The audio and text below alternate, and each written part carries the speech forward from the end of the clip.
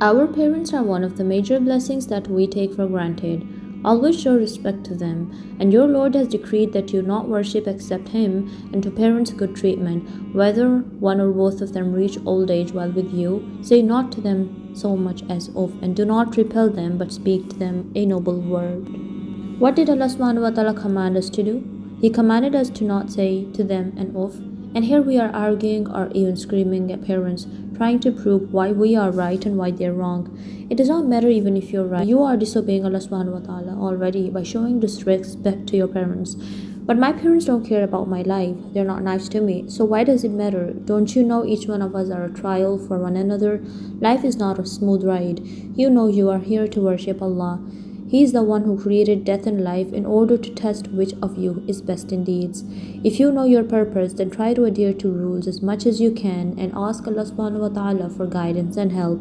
Generally, every parent out there has care for their children. They want to see their children happy. Imagine yourself in their shoes. How would you feel if your children misbehave with you? Please treat them as kindly as you can. Don't get angry at any disagreements with them. Try to serve them. Try to look after them. That's a command of Allah subhanahu wa ta'ala as well.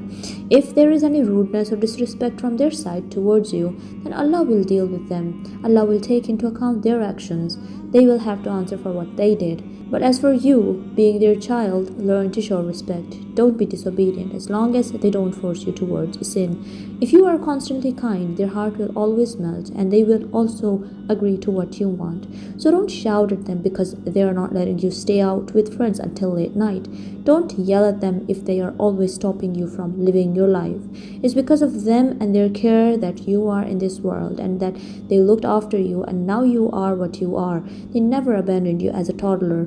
Did your mother forget to feed you when you were only 2? Did she say, no, I have to finish cooking first? Did she say, let me finish washing the clothes, then I will attend him or her?